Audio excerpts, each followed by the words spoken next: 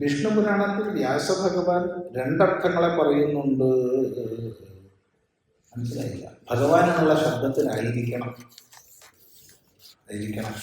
പറയാൻ വിട്ടുപോയിട്ടുണ്ടാവും, ഓർമ്മയില്ല എന്താണ്. ഏതായാലും വിഷ്ണു പുരാണത്തിൽ ഭഗവാൻ എന്നുള്ള ശബ്ദത്തെ വ്യാസഭഗവാൻ രണ്ട് പ്രകാരം പറഞ്ഞു തരുന്നുണ്ട്. ഒന്ന്, ആദ്യം മനസ്സിലാക്കേണ്ടത് ഭഗം അസ്യ അസ്തി ഇതി ഭഗവാൻ. ആർക്ക് ഭഗമുണ്ടോ അവൻ ഭഗവാൻ എന്നാണ്.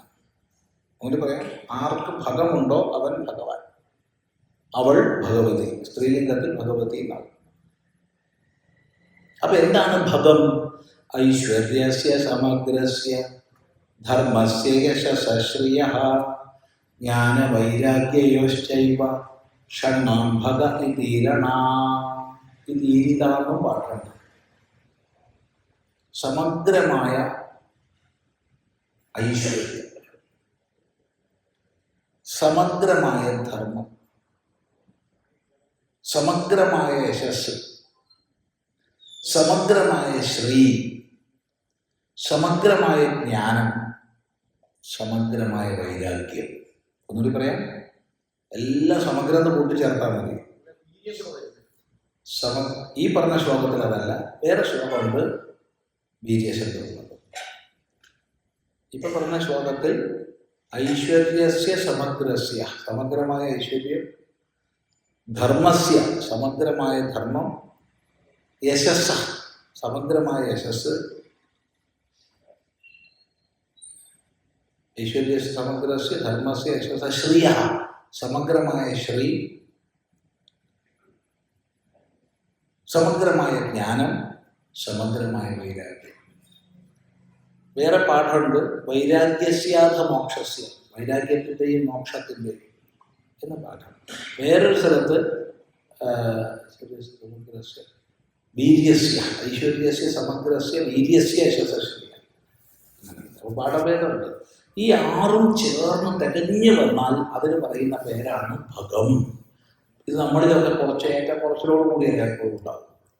ഒന്ന് കൂടിയാൽ ഒന്ന് കുറയും, ഒന്ന് കുറഞ്ഞാൽ ഒന്ന് കൂടും, അങ്ങനെയൊക്കെയാണ്. എന്നാൽ ആറും തികഞ്ഞു വന്നാൽ അതിന് പറയുന്ന പേരാണ് ഭഗം. ഭഗം ആർക്കുണ്ടോ അവൻ ഭഗവാൻ, അവൾ ഭഗവതി. രണ്ടാമത് പറയുന്നത് ഉത്പത്തിം പ്രളയം ചൈവ ഭൂതാനാം ആഗതിം ഗതിം വേത്തി വിദ്യാം അവിദ്യാം ച സ വാച്യോ ഭഗവാൻ. ഈ സമ്പൂർണ്ണ പ്രപഞ്ചത്തിൻ്റെയും ഉത്പത്തി കൽപ്പാദിയിൽ എങ്ങനെ സംഭവിക്കുന്നു, അങ്ങനെ ഉത്പന്നമായ പ്രപഞ്ചം കൽപ്പാന്തത്തിൽ എങ്ങനെ പ്രളയത്തെ പ്രാപിക്കുന്നു, വ്യത്യസ്ത ജീവജാലങ്ങൾ എങ്ങനെ വരുന്നു, എങ്ങനെ പോകുന്നു, അതായത് ജന്മമരണങ്ങൾ. എന്താണ് വിദ്യ, എന്താണ് അവിദ്യ?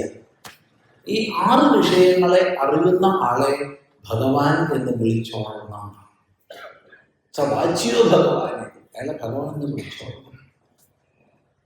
ഇതാണ് വിഷ്ണു പുരാണത്തിൽ പറയുന്നത്. ഇനി ഭഗവാൻ എന്ന ശബ്ദത്തിന് വേറെയും ആചാര്യന്മാർ പറയുന്നത് ഭവം ഹത്വാ ഗതിം ദദാതീതി ഭഗവാൻ. ഭഗത്തെ, സംസാരത്തെ ഇല്ലാതാക്കി മോക്ഷഗതിയെ പ്രദാനം ചെയ്യുന്നവരാരോ അവനാണ് ഭഗവാൻ. ഇങ്ങനെയൊക്കെ വിശദീകരണങ്ങളുണ്ട്. ശരി, ഏതായാലും സന്തോഷം.